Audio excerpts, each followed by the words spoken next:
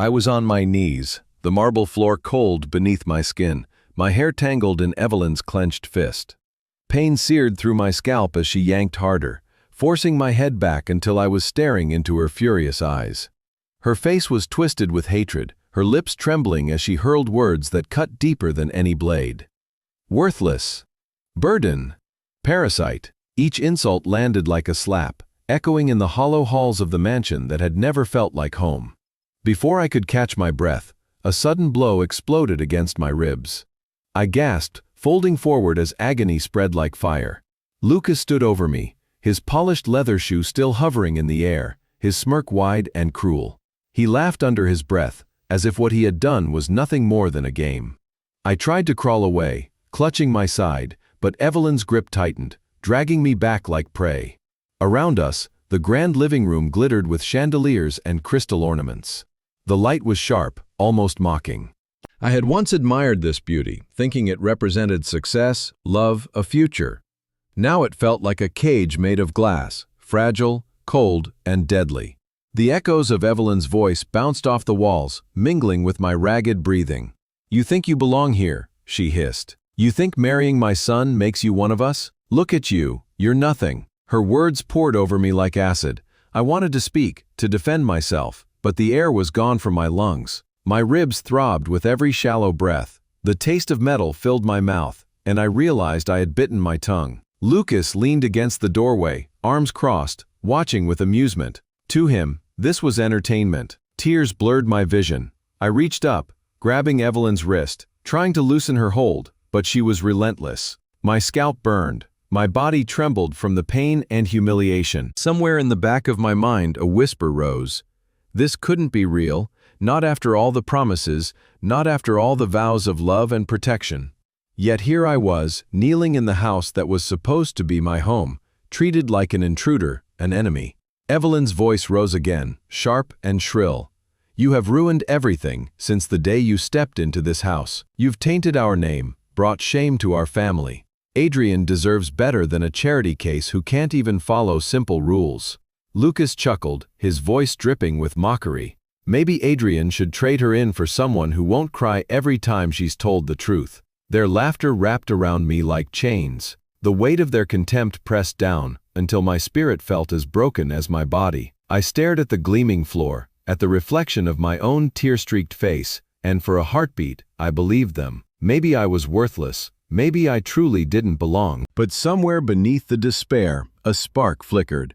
A small voice inside whispered to hold on, to breathe, to survive this moment. I bit down hard, tasting blood again, and forced my trembling hands to press against the floor. I would not give them the satisfaction of complete surrender. Still, the pain was unbearable. My body shook, the room spun. Evelyn's perfume, strong, floral, suffocating, filled my nose. The chandeliers above blurred into halos of light, cold and distant. "Clean this up," she snapped, finally releasing my hair with a shove that sent me sprawling. Her heels clicked as she stepped back, crossing her arms like a queen delivering judgment. Lucas moved closer, crouching so his face was level with mine. His eyes were bright with cruel delight. "You're lucky Adrian isn't here to see what a disaster you are," he said softly. He'd finally see the mistake he made. My chest heaved, each breath slicing through me. I pressed a hand to my ribs, feeling the bruise already forming. The scent of dust and blood hung heavy in the air. Somewhere beyond the haze, I heard Evelyn's voice again, colder now, final. "Pack your things. You're leaving this house tonight. I'll tell my son you ran away. He'll believe me." A sob tore through me, raw and helpless. For a moment, darkness closed in, whispering surrender. But then, in that silence, I prayed, not with words, but with a desperate ache. For mercy, for strength, for a sign that this nightmare would end. And then it happened. The front door opened. Heavy footsteps echoed down the hall, steady and sure. A familiar voice, calm but edged with thunder, called out from the entrance. "What's going on here?"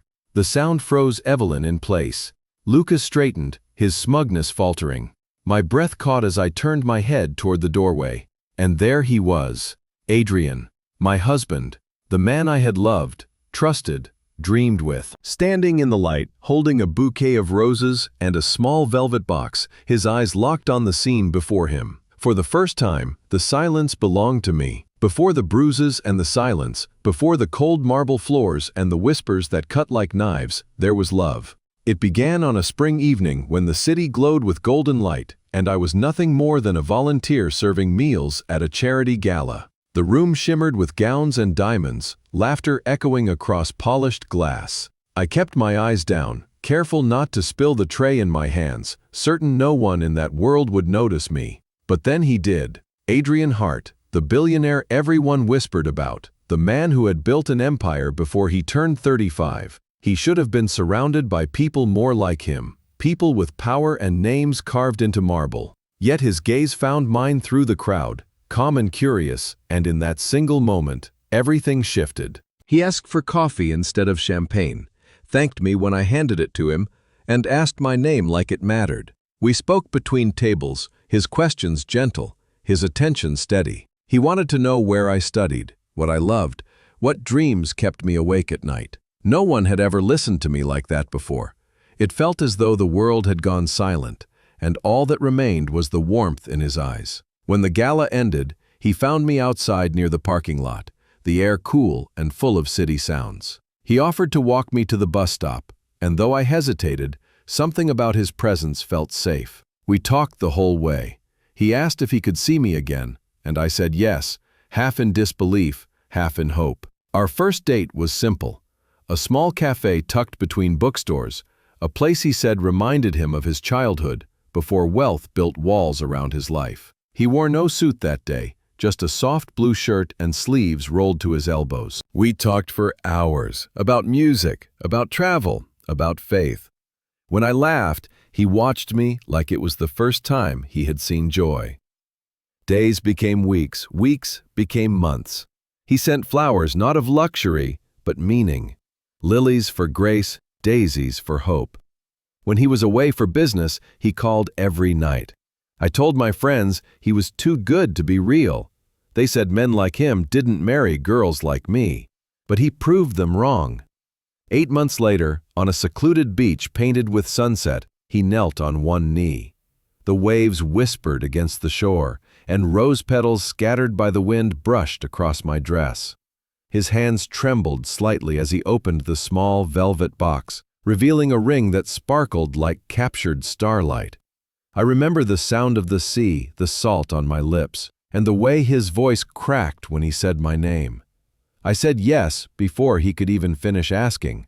He pulled me into his arms, laughter mixing with tears, and in that moment, I believed in forever. For the first time in my life, I thought the universe had chosen me for something beautiful. The wedding was intimate, not the spectacle his mother wanted. Adrian insisted on a small ceremony by the ocean, just a handful of guests, soft music, and vows written by our own hands. When I walked down the aisle, his eyes were full of devotion. Every word we spoke that day felt sacred. He promised to cherish me, to protect me, to build a life where I would never feel alone again. I believed him with every beat of my heart. The first months of marriage were gentle. We traveled to the countryside, cooked dinners together, shared laughter late into the night. He told me stories of his childhood, of how wealth had isolated him, how he longed for something real. I told him about my humble beginnings, the struggles, the quiet dreams I never dared to speak aloud. He said those were the reasons he loved me. But perfection is fragile. Even as we built our home, shadows lingered at the edges. His mother, Evelyn, had not attended the wedding. She claimed illness, but her silence spoke louder than words. When we returned from our honeymoon, a letter awaited us, written in elegant script. It was polite, distant, and cold, a reminder that acceptance was not part of the gift. Adrian brushed it aside, assuring me that love was enough, and for a while, I believed him. Each morning he kissed my forehead before leaving for the office, and each night he called from another city, whispering promises across oceans. I waited by the window for his return, counting the days like prayers. Yet somewhere between his flights and meetings, a distance began to grow. The house he bought for us became a mansion filled with silence. The rooms echoed with footsteps but never laughter. When he was home, he was gentle, loving, but always tired. and when he left again, I was left alone with Evelyn's cold voice on the phone and Lucas's careless remarks during their visits. I told myself it was temporary, that love would overcome everything. After all, fairy tales always end with happiness. I just didn't know mine was only beginning to unravel. The mansion stood like a fortress of glass and stone, perched on the edge of the city, with gates that towered higher than most buildings I had ever known. To outsiders it was magnificent, a palace of wealth and legacy, a symbol of everything Adrian's family had built. To me, it quickly became a prison, wrapped in chandeliers and gilded mirrors. From the moment I carried my suitcases through the grand entrance, Evelyn's eyes told me the truth. I was not welcome here. She greeted us with a thin smile that never touched her eyes. Adrian embraced her warmly, but she barely looked at me. When she finally did, her gaze was sharp enough to cut. There was no hello, no welcome, not even my name. Just a small tilt of her chin as though acknowledging a stranger who had entered by mistake. Lucas, standing beside her in a tailored suit that seemed 2 sizes too bold for his youth, chuckled under his breath. He shook his brother's hand and ignored me entirely, as if I were invisible. The mansion itself was dazzling at first. Crystal chandeliers glittered above marble floors polished until they reflected every movement like a second world beneath my feet. The dining room could seat 30, though we rarely filled more than 3 chairs. There were libraries filled with leather-bound volumes, parlors decorated with imported art, gardens trimmed with perfect symmetry. I had once thought such grandeur would feel like security, like comfort. Instead, every room hummed with silence. Every hallway whispered judgment. I was not free to roam as I wished. Evelyn made it clear there were spaces reserved for family only, and in her mind, I was not part of that definition. Some doors remained closed to me, the keys kept in her possession. She claimed it was tradition, but I knew it was exclusion. The air in that house was thick with rules I was expected to follow without being told. Adrian tried to shield me at first. He would take my hand as we walked through the halls, kiss my forehead, and whisper that none of it mattered. But business demanded his attention. 1 week in London, another in Tokyo, then Dubai, then New York. The empire never rested, and neither did he. His absence stretched longer and longer, and in the space he left behind, Evelyn's shadow grew larger. The mornings were the worst. I would wake before dawn to prepare breakfast, even though staff filled the kitchen. Evelyn insisted I make her tea myself, as if to remind me of my place. Too hot, too cold, too much sugar, too little. No matter how careful I was, she found fault. She would pour it into the sink, the porcelain cup clattering like a gavel of disapproval, and order me to try again. Lucas would sit at the table, scrolling on his phone, smirking as he commented on how poorly I spread butter or how my eggs lacked life. Clothing became another battlefield. I tried once to wear a new dress Adrian had gifted me, soft silk in a pale shade of blue. Evelyn's eyes narrowed as she told me I looked like a child pretending to play queen. The sting of her words forced me back into plain blouses and gray skirts, garments that allowed me to blend into the background like the wallpaper. Meanwhile, she paraded through the house in gowns that cost more than a year's wages, diamonds sparkling at her throat. Lucas strutted in sharp suits, his cufflinks gleaming, his confidence unchecked. I looked like a shadow drifting between them. The staff watched from the corners, their eyes downcast. Some pitied me, I could feel it in their fleeting glances, but none dared intervene. Evelyn's wrath was legend in this house, and fear kept their mouths closed. Only one maid, Sophie, dared offer me kindness. She would leave small notes of encouragement tucked beneath my napkin or slip an extra pastry onto my tray when Evelyn wasn't looking. Those gestures were tiny sparks in the dark, but even sparks can keep hope alive. At night, I lay awake in the enormous bed that felt far too big without Adrian beside me. I would press his pillow to my chest, breathing in the faint scent of his cologne, and try to pretend he was near. But the silence around me always shattered the illusion. The mansion echoed not with warmth but with emptiness, with the sound of my own heartbeat counting the hours until his return. Each day bled into the next, a cycle of chores, criticisms, and cold stares. I tried to convince myself it was temporary, that Evelyn would soften, that Lucas would grow bored of tormenting me, that Adrian's love would protect me even in his absence. Yet with every passing week, the walls closed in tighter. The chandeliers that once dazzled me now looked like cages of light, trapping me beneath their glitter. It was in those endless days that I realized the truth. The gilded cage was not built to keep me safe. It was built to remind me of my place, to silence me, to diminish me. And though I still carried Adrian's promises in my heart, I felt myself fading, becoming smaller, until I feared I might disappear completely within the shadows of his family's empire. Morning began long before sunrise.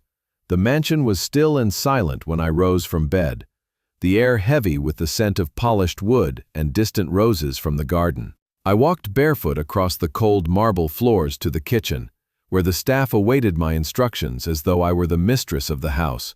Yet I knew better. They obeyed Evelyn's word, not mine. She had made it clear that I was only a guest here, and an unwelcome one at that. I prepared her tea exactly as she demanded. Not too hot, not too cold. 2 sugar cubes, 1 slice of lemon cut thin as a whisper. I measured everything carefully, my hands trembling with the memory of past mistakes. The first time I made it wrong, she had poured it into the sink while I stood beside her, watching the golden liquid swirl away like something dying. She told me to try again, her tone calm but filled with contempt. I had never forgotten that sound. Lucas joined her each morning, dressed in tailored suits, scrolling through his phone, barely acknowledging my presence except for the occasional remark meant to sting. "The toast is uneven," he would murmur, or the eggs look tired, as though food itself could carry shame. Evelyn rarely corrected him. She would sip her tea and glance at me with eyes that weighed and measured everything I did, always finding me lacking. I tried to keep my head down, to stay invisible, but invisibility was impossible under Evelyn's rule. She sought out imperfections like a hunter seeking prey. If a napkin was folded wrong, or the tablecloth slightly askew, she would summon me with a single word. Not my name, never my name, just you. Then came the quiet lecture, each word dipped in poison, about how appearances mattered, how a woman of true class understood the smallest details. Her meaning was always clear. I was not that woman. Clothing became another instrument of humiliation. I once wore a pale blue dress Adrian had given me before leaving for a business trip. It was soft, simple, beautiful in its modesty. Evelyn studied me for a long moment before speaking. "That color does nothing for you," she said. "It makes you look weak. If you wish to be taken seriously, stop pretending to be something you're not." Her words stripped the joy from the fabric. I folded the dress away that night and never wore it again. From then on, I chose plain white blouses and gray skirts, garments so simple they blended into the walls. It was easier not to be noticed. Evelyn, in contrast, draped herself in silk and diamonds, her perfume trailing like smoke through every room. Lucas strutted about with careless confidence, tossing his keys onto antique tables, leaving messes the maids would later blame on me. The days blurred together. I cleaned rooms that were already spotless. I oversaw meals that Evelyn would pick apart with disdain. Sometimes she would call the staff back after I had finished and instruct them to redo everything in front of me, a silent reminder that my efforts were never enough. I began to move through the house like a shadow, careful, quiet, cautious of every glance. Evenings brought little relief. When Adrian called, his voice was warm but distant, softened by miles and time zones. He asked about my day, and I answered with lies. I told him everything was fine, that his mother was adjusting, that I was keeping busy. I wanted to tell him the truth, about the insults, the endless corrections, the way the mansion itself seemed to reject me. But then he would sigh, mentioning the stress of negotiations, the exhaustion of flights, and I swallowed my words. I could not bear to add to his burdens. Once I overheard Evelyn speaking with a guest. She laughed softly and said, "She tries so hard. Poor thing. You can dress up a stray, but you cannot change its nature." The words struck harder than any slap. I pressed a hand to my chest, steadying my breath, praying she would not notice me in the doorway. There were moments when I thought I might break. In the quiet hours of night, lying alone in that vast empty bed, I would stare at the ceiling and wonder how long a heart could endure being unseen. The mansion gleamed with beauty, yet beneath its shine lay cruelty that seeped into every corner. And still, I endured. I told myself that love required patience, that Adrian's return would change everything. But as days turned to weeks, and weeks to months, I began to understand that the walls around me were not merely stone and gold. They were built from Evelyn's contempt, Lucas's mockery, and my own silence. Each insult was another brick, each humiliation another lock, and slowly the cage closed tighter, until the woman I had been before, the woman Adrian fell in love with, began to fade from memory. It was a quiet afternoon when Evelyn summoned me to the study. The room smelled of old leather and polished mahogany, the heavy curtains drawn to keep out the sun. She sat behind a massive desk, her posture perfect, her hands folded neatly over a silver pen. I hesitated in the doorway, unsure whether to enter until her cold voice cut through the silence. "Sit." I obeyed, lowering myself into the chair opposite her, the leather cool against my palms. My heart pounded, though I did not yet know why. Evelyn regarded me with the same expression she always wore, a mask of civility hiding something far sharper beneath. For a long moment, she said nothing, only studied me like a flaw she could not quite remove. "You have been married to my son for 3 years," she began at last, her tone measured, almost casual. "And yet there is still no child." The words hung between us like smoke. I felt heat rise to my cheeks, a rush of shame I could not explain. Adrian and I had spoken of children often, dreaming of laughter filling the halls, of small footsteps echoing across marble floors. But his constant travel, the endless demands of the business, had pushed those dreams further and further away. "We're waiting for the right time," I said softly. "Adrian has been so busy, and we thought—" She interrupted, her voice sharp. "A woman's purpose does not wait for convenience. You have had more than enough time." I swallowed, my throat dry. I wanted to tell her that I wanted children too, that I imagined holding a baby with Adrian's eyes, that I longed for the warmth of family. But in Evelyn's gaze I saw no room for tenderness. She was not asking, she was judging. "Do you know what people are saying?" she continued, leaning forward slightly. "They wonder if something is wrong with you. Perhaps you cannot give my son what he deserves. Perhaps he married beneath him in more ways than one." Her words pierced deeper than I expected. I clenched my hands in my lap to keep them from trembling. I thought of Adrian's gentle promises, his whispered assurances that we had time, that love mattered more than legacy. Yet, sitting before his mother, those promises felt fragile, almost foolish.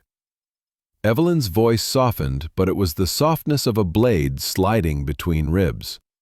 "A family like ours thrives on continuity," she said. "An heir ensures stability. Without one, questions arise. People lose confidence. I will not allow whispers to stain our name." I tried to speak, but no words came. My chest tightened, and I felt as though the walls themselves were pressing closer. Evelyn watched me struggle, her eyes gleaming with a quiet satisfaction.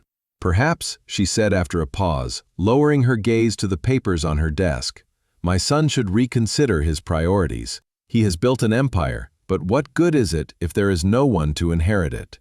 She looked up again, her expression void of pity. "Do not mistake patience for acceptance. Time is running out." I rose slowly, nodding though my vision blurred with unshed tears. I murmured a polite excuse and left the study before my composure shattered completely. In the hallway, the air felt heavy, my breath shallow. The echo of her words followed me like footsteps. "Something is wrong with you."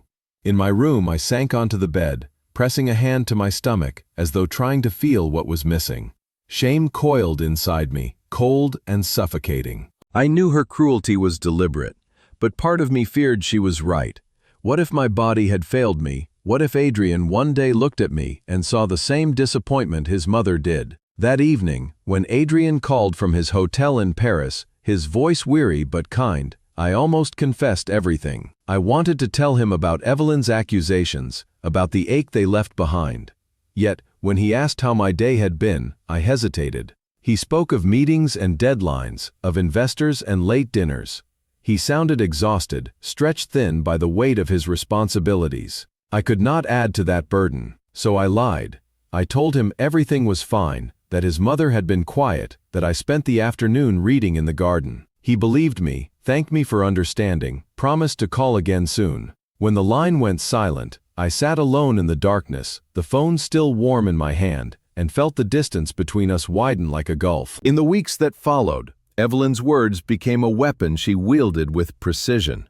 Every time she passed me in the hall, every glance across the dinner table carried unspoken condemnation. Lucas began to echo her sentiments, joking about the empty nursery at the end of the corridor, his laughter sharp and cruel. I learned to endure it in silence, to hide the pain behind polite smiles. But inside, something began to fracture. Love, once my shield, now felt fragile against the relentless storm of their expectations. And though I clung to hope, a quiet fear took root in my heart. The fear that no matter what I did, it would never be enough. It happened on a Tuesday, the day Evelyn hosted her weekly book club. The house buzzed with preparation from dawn, every surface polished to a gleam, every flower arranged to her exacting standards.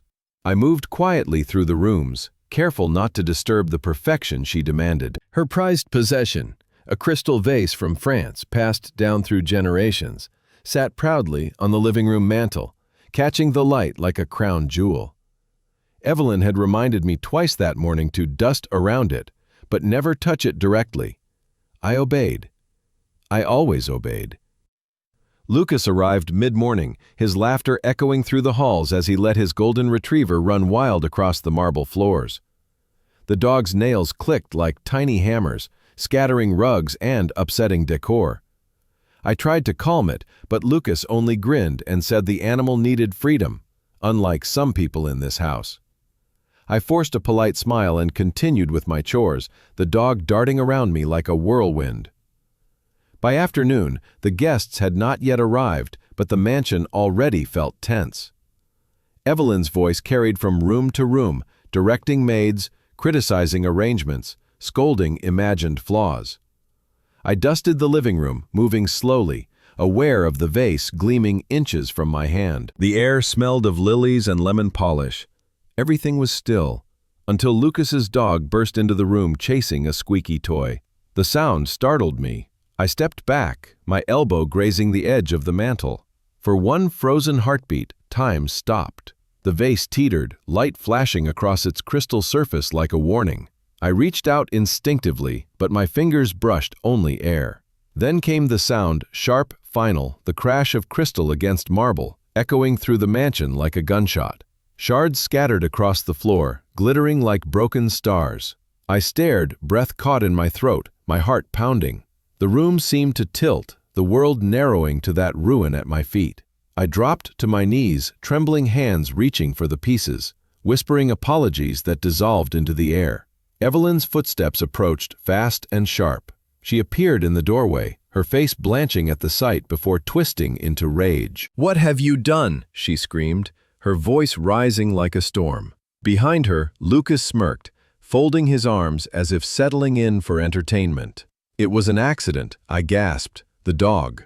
"Don't you dare," Evelyn hissed, her eyes blazing. "Don't you dare blame anyone else for your incompetence." Tears welled as I gathered the shards, a piece slicing across my finger, blood bloomed scarlet against the white marble. I whispered another apology, but it only fueled her fury. "You've ruined everything since the day you stepped into this house," she spat. "You're clumsy, useless, an embarrassment to this family." Lucas chuckled, his voice lazy. Maybe Adrian should trade her in for someone who knows how to hold things properly. The room blurred. My breath came shallow, pain throbbing in my ribs from the tension twisting through me. I wanted to disappear, to melt into the floor and vanish from their sight. But Evelyn stepped closer, her heels clicking like strikes of judgment. Her hand shot out, tangling in my hair, yanking my head back with brutal force. "You are nothing," she snarled, her face inches from mine. "Nothing but a burden we never wanted." I cried out, clutching at her wrists, but her grip only tightened. The world spun, tears spilling down my cheeks. Lucas watched, expression gleeful, and then he moved. His foot swung forward, connecting with my ribs in a sharp, shocking blow. Pain exploded through my side. I collapsed, Evelyn releasing me at last as I crumpled to the floor. The marble was cold beneath my cheek. I curled into myself, clutching my ribs, each breath a knife. I tasted blood, my vision swimming. Around me, shards of crystal glinted like accusation. "Clean this mess," Evelyn commanded, her voice trembling with anger. "Then pack your things. You're leaving this house tonight. I'll tell Adrian you ran away. He'll believe me." Lucas laughed softly, pulling out his phone, no doubt to share his amusement with someone else. Their footsteps faded, leaving me alone with the wreckage. I pressed my forehead to the floor, sobs racking my body, whispering a prayer into the silence. "Help me, please, someone, help me." For a moment, there was only the echo of my own breath, the sting of tears, the ache in my chest. And then, faint at first but unmistakable, came the sound of the front door opening. Heavy footsteps entered the hall, steady and strong. A voice followed, deep, familiar, filled with authority. "What is going on here?" I lifted my head slowly. Through the blur of pain and tears, I saw him standing in the doorway, a bouquet of red roses in his hands, eyes dark with shock and fury. Adrian had come home early, and the storm that would change everything had just begun. Adrian stood in the doorway, the bouquet slipping from his hand, petals scattering across the marble like drops of blood. His eyes swept the room, taking in the shattered vase, the shards of crystal, the smear of my blood, the way I lay curled on the floor clutching my ribs. Then his gaze rose to his mother and brother, and a silence heavier than thunder filled the air. Evelyn's lips parted, a tremor running through her perfectly composed face. "Adrian, darling, you are home early," she began, her voice too light, too strained. "It was an accident, you see, quiet." The single word cut through her excuses like a blade. Adrian's voice was low, controlled, but beneath it simmered a fury so palpable the air seemed to vibrate. Evelyn flinched. Lucas froze mid-step, his usual smirk faltering. Adrian crossed the room slowly, every movement deliberate, each footstep echoing against the marble. He knelt beside me, his hands trembling as he reached out, brushing hair from my face. His eyes widened at the bruise blooming along my cheek, the blood streaking my hand, the way I winced when he touched my ribs. "Sophia," he whispered, and the sound of my name in his voice broke something inside me. I tried to speak, but only a sob escaped. His hand hovered uncertainly, torn between tenderness and outrage. "Who did this to you?" The question was not for me. He rose, turning toward the others, and the shift in his posture was terrifying. He was no longer the calm, distant businessman who disappeared on flights and phone calls. He was something far more dangerous, a man stripped of illusion, burning with purpose. Evelyn took a step back. "She broke my vase," she stammered. "I lost my temper, but—" "Enough." Adrian's voice was ice. He pulled out his phone, his fingers steady now, his tone clipped and precise. "Andrew, freeze all access to the family trust. Every account under Evelyn Harrington's name. Effective immediately." Evelyn gasped, color draining from her face. "You can't do that. That money is mine to control," Adrian said flatly, "and I will not fund cruelty." Before she could answer, he made another call. "Security, revoke Lucas's building access and all company privileges. Remove him from every position as of tonight." Lucas's composure cracked. "Wait, this is insane. You can't." Adrian raised a single finger and Lucas fell silent. Then Adrian turned back to Evelyn, his eyes glacial. "Pack your things. You have 2 hours to leave this house." Her voice rose, desperate now. "This is my home." "No," Adrian said. "This is my house. It has been in my name since Father passed. You have lived here as my guest. That invitation is revoked." Tears welled in Evelyn's eyes, real this time, but they fell on unmoved stone. "You stopped being my mother the moment you raised a hand to my wife." Lucas took a step toward the door, muttering that he wanted no part of this. But before he could leave, 2 security guards appeared, summoned by Adrian's call. "You are not leaving," Adrian said. "The police will take your statement. Assault is not a misunderstanding." Lucas' bravado evaporated. He turned pale, his voice trembling. "I barely touched her. It was a joke." "A joke," Adrian repeated, his tone deadly calm. "You kicked my wife while she was on the floor. That is not a joke. That is a crime." Evelyn sank onto the nearest chair, her hands clasped, whispering excuses, pleading that she only wanted to protect her son, that she thought I was a manipulator. Adrian ignored her. He turned back to me, his voice softening. "I am so sorry, Sophia. I should have been here. I should have seen."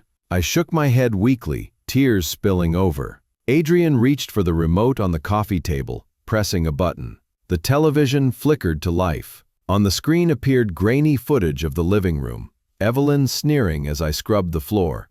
Lucas dumping food into the trash, both of them laughing. Another clip showed Evelyn slapping grocery bags from my hands. Lucas tripping me on the stairs. "I installed cameras 6 weeks ago," Adrian said. "Every room except the private ones." I needed the truth. Evelyn's breath hitched as the evidence played, her own voice filling the room with venom she could no longer deny. "I wanted to believe you could change," Adrian continued, "but I needed proof for the court. The restraining orders are already filed." The room fell silent except for Evelyn's quiet sobs and Lucas's muttered curses. Adrian stepped closer, his presence commanding. "This ends tonight." He turned to the guards. "Escort them to their rooms to pack. They are to leave the property before midnight." As they were led away, Adrian knelt beside me once more. His hands were gentle, his eyes full of sorrow and resolve. "It's over," he whispered. "You are safe now." For the first time in years, I believed him. The silence that followed their departure was suffocating.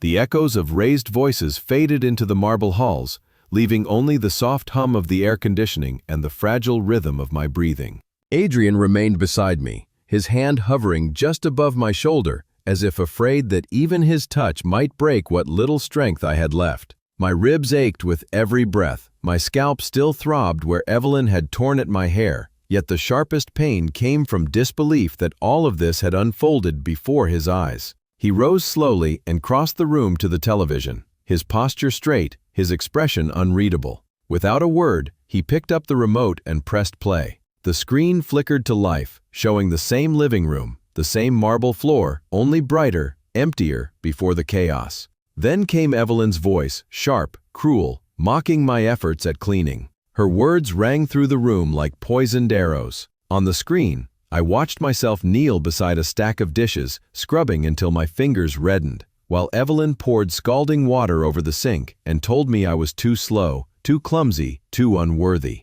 Lucas appeared next, swaggering through the doorway, dumping his unfinished meal into the trash. Even the dog looked more valued than I did. I stared at the footage, my chest tightening. Every humiliation I had endured in silence now played out in brutal clarity. Adrian's jaw clenched as he watched, the muscles twitching beneath his skin. Another clip began, Evelyn shoving grocery bags from my arms, the contents scattering, her laughter echoing off the walls. Then Lucas, his foot sliding out as I passed on the stairs, the camera catching the way I stumbled, the pain on my face as I gripped the railing to steady myself. Adrian stopped the recording, his hand trembling slightly around the remote. His voice, when it came, was quiet, but filled with controlled fury. 6 weeks ago, I installed cameras throughout the house. I could feel something was wrong. Every call, every message from you felt distant. You stopped smiling.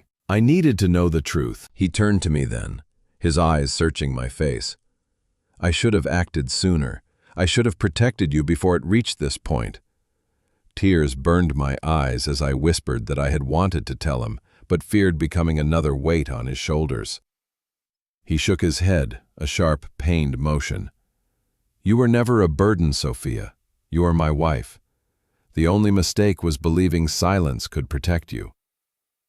He reached into his jacket and pulled out his phone, scrolling through folders of video files. Every insult, every blow, every moment of cruelty documented, time-stamped, undeniable. "I built a case that no court could dismiss," he said. "The restraining orders are already approved. Evelyn and Lucas will never come near you again." The words washed over me, part comfort, part heartbreak. Proof had been necessary, yet it meant he had watched from afar as the cruelty unfolded. I felt the weight of both his regret and his resolve pressing down like the quiet before a storm. Adrian moved closer, kneeling once more so we were eye to eye. "You are safe now," he repeated, voice trembling. But safety was only the beginning. I wanted to believe him, but years of fear and shame had carved deep wounds. Still, in his eyes, I saw something I had not seen in months: certainty, unwavering and fierce. Outside, the sound of car engines echoed faintly as security escorted Evelyn and Lucas away. Their voices carried through the night, Evelyn pleading, Lucas swearing revenge, but none of it mattered anymore. Adrian had sealed their fate with truth, not vengeance. He called for the paramedics, his tone calm but urgent. When they arrived, he refused to leave my side as they examined my injuries. 2 bruised ribs, a shallow scalp wound, minor cuts, each noted carefully, each photographed for the record. As they worked, Adrian held my hand, his thumb brushing gently against my skin, a silent promise that I would never face harm alone again. When the house finally emptied, when the last of the staff retreated to their quarters, the quiet felt different. It was no longer oppressive, it was fragile, like the first breath after drowning. Adrian sat beside me on the couch, his shoulders heavy but his eyes steady. "I failed you," he said softly. "I thought wealth and success could build a life strong enough to shield you. But I see now that love is not measured in mansions or empires. It is measured in presence, in protection, in truth." I reached for his hand, and for the first time in years, I allowed myself to believe in peace. The nightmare had been exposed, and the evidence, undeniable, had finally set me free. The night air outside the mansion was heavy with silence, broken only by the distant hum of engines, as the cars carrying Evelyn and Lucas disappeared beyond the gates. I sat on the couch, wrapped in a blanket Adrian had placed gently over my shoulders, my body aching, but my mind strangely still. For the first time in years, the house no longer felt like a prison. The shadows that had lingered in every corner seemed to retreat, leaving behind a fragile calm. Adrian stood near the window, his back straight, phone pressed to his ear. His voice was steady, giving instructions to his lawyer, finalizing what had already been set in motion. Restraining orders, asset freezes, official charges, all the measures to ensure they could never return to hurt me again. I watched him as he spoke, a man transformed. There was no hesitation now, no doubt. He was the protector I had always hoped for, the partner I had almost lost to silence. When he hung up, he crossed the room and knelt before me once more. His hands were warm, his eyes full of remorse. "I am so sorry, Sophia. I should have been here. I should have seen what was happening." I shook my head slowly. "You trusted them. I wanted to believe I could endure it. I thought love alone could fix everything." He sighed, the sound heavy with regret. "I thought the same. I thought if I gave you the world, if I built enough, earned enough, it would be enough. But what good is an empire if it fails to protect the heart of it?" Tears welled in my eyes again, not from pain but from the raw honesty in his voice. He reached for his phone and showed me the folders of recordings, each labeled, organized, a silent archive of my suffering. "I gathered every piece of evidence," he said. "I wanted a case that even the best lawyers couldn't twist. I wanted them gone forever." The paramedics arrived shortly after, their movements brisk and professional. They examined my ribs, cleaned the cut on my hand, and treated the wound on my scalp. Each touch stung, yet every bandage felt like a step toward healing. Adrian hovered nearby, his hand never far from mine. When they left, the house seemed larger, emptier. The echo of footsteps in the hallway no longer carried cruelty. Adrian turned off the lights one by one, until only the soft glow of a single lamp remained. Then he sat beside me, pulling me gently into his arms. For a long time, we said nothing.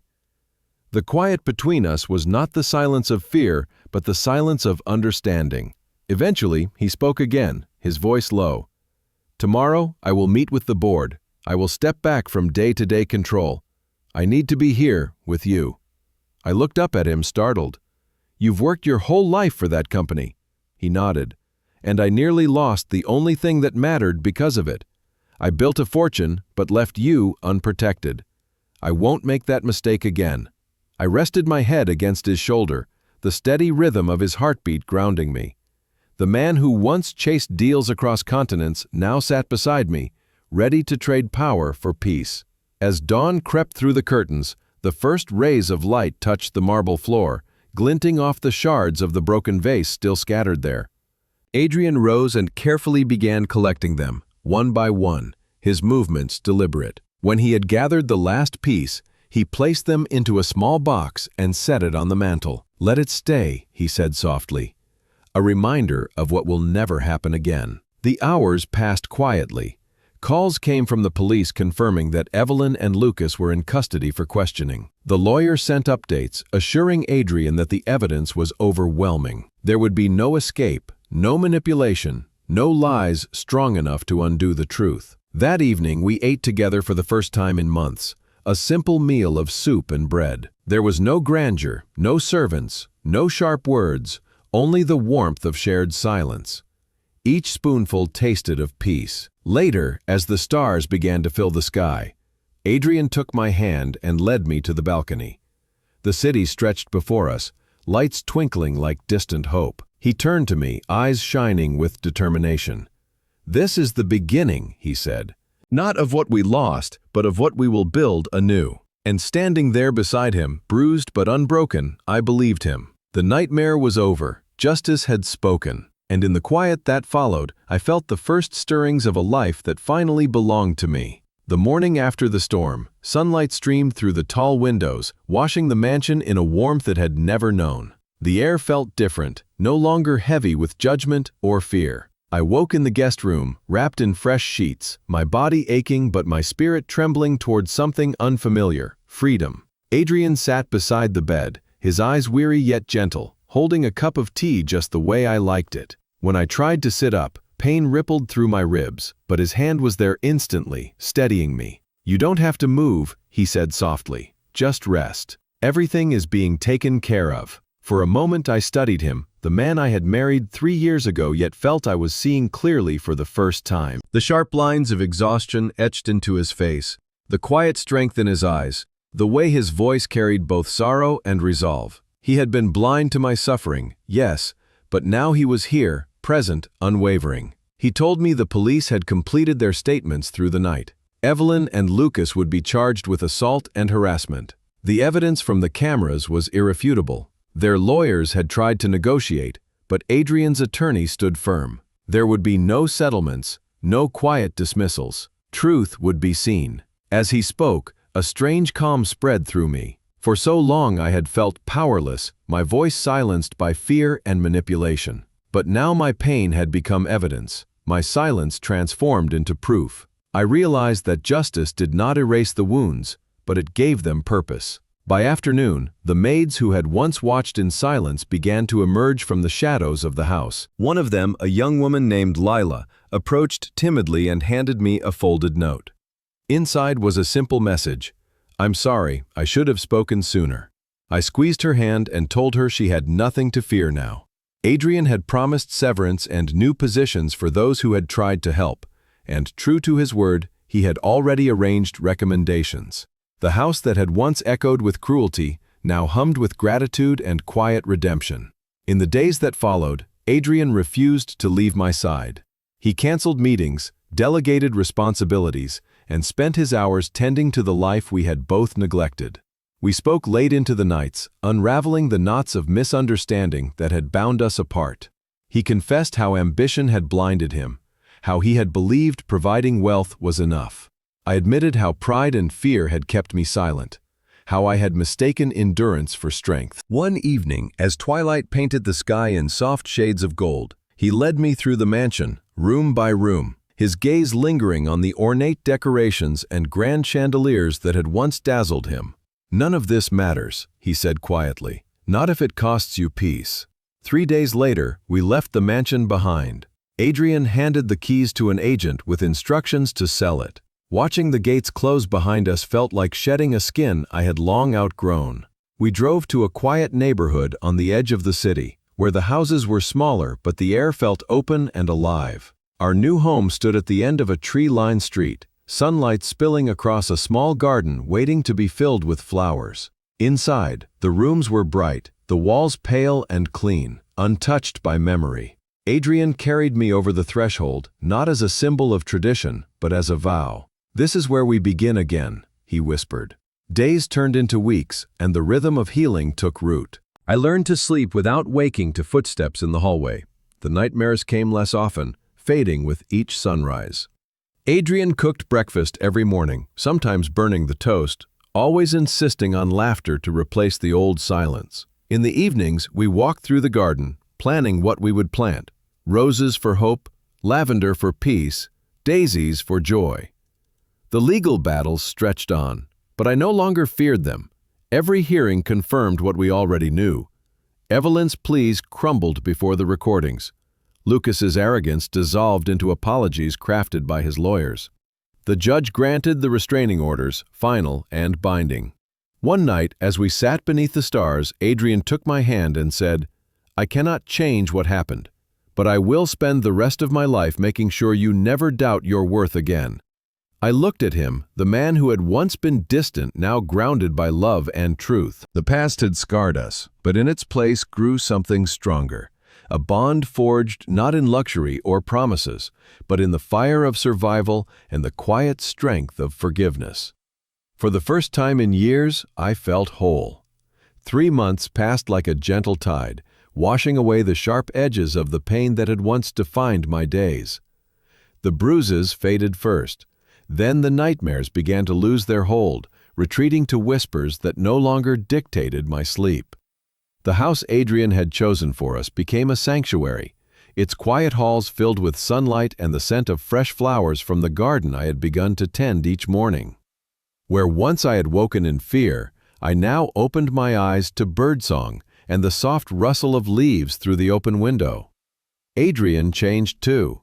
The man who once measured his worth in boardrooms and stock reports now measured it in moments: breakfasts shared, walks at dusk, evenings spent reading by the fire. He had stepped away from the relentless demands of his empire, hiring a trusted CEO to manage the company's daily affairs. For the first time in years, his days belonged not to shareholders or contracts, but to us. He kept his promise to be present, not just in body, but in heart. Our conversations grew deeper. We spoke not only of the past, but of what we wanted to build from it. There were tears, of course, his, when he confessed how blind he had been to the signs of my suffering, mine, when I admitted how close I had come to losing hope. Yet within those tears bloomed understanding. Pain had been our teacher, showing us the value of honesty, of listening before assuming, of choosing love over pride. The legal battles ended one crisp morning in court. Evelyn and Lucas stood before the judge, their faces pale beneath the weight of evidence. The recordings Adrian had gathered told the story better than words ever could. There was no room for denial, no space for manipulation. The judge's ruling was swift. Restraining orders upheld, fines issued, reputations tarnished beyond repair. When the gavel fell, I felt no triumph, only release. Justice, though necessary, could not change the day. 3 months passed since that terrible day, and each sunrise felt like a quiet miracle.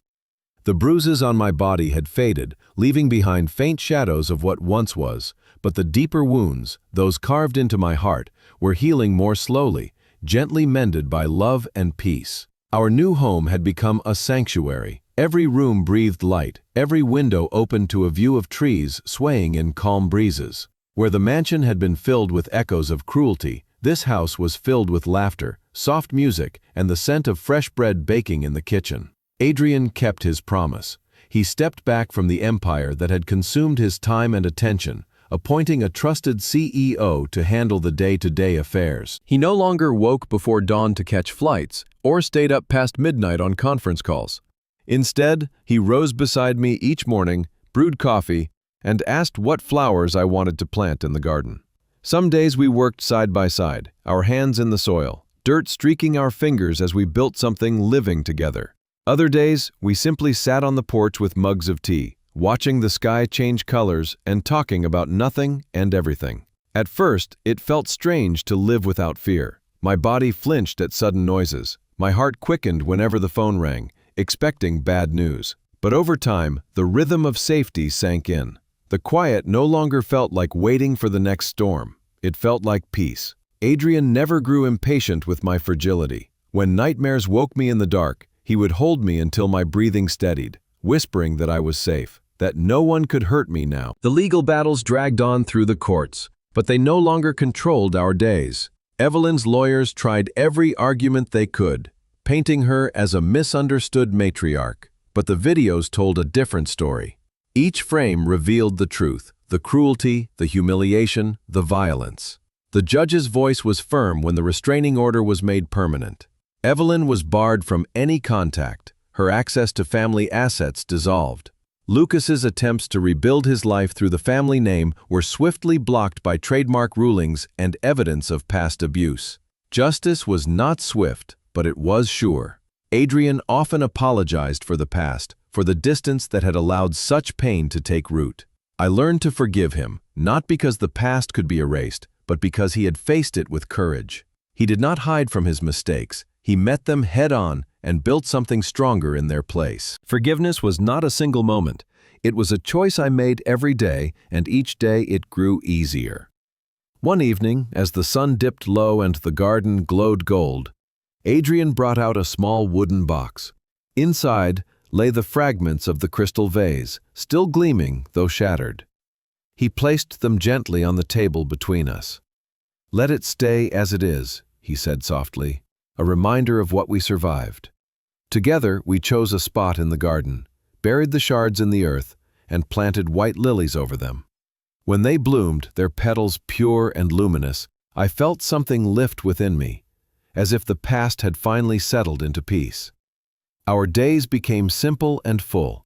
We cooked meals together, shared stories late into the night, took long walks by the river on weekends. We began to plan a real honeymoon, one that had never been possible before. A journey not of luxury, but of discovery, somewhere quiet, where we could watch the sunrise over the ocean and know that our lives belonged entirely to us. Sometimes I still dreamed of the mansion, of Evelyn's voice, sharp as glass, of Lucas's cruel laughter. But when I woke, sunlight spilled across the bed, and Adrian's hand was warm in mine. The ghosts of the past could not touch me here. They were memories now, lessons carved into the foundation of who I had become. I had once believed strength meant silence, endurance, obedience. Now I knew it meant speaking truth, demanding respect, and choosing love that healed rather than hurt. I was no longer the frightened woman kneeling on cold marble floors. I was someone new, someone whole. As I sit now at our kitchen table, pen in hand, I write this story for those who feel unseen, unheard, trapped in the shadows of cruelty disguised as love. You deserve peace. You deserve safety. And when you find the courage to speak, the world begins to change. Our life is not perfect, but it is ours, built on truth, guarded by love, and lit by the quiet strength of second chances.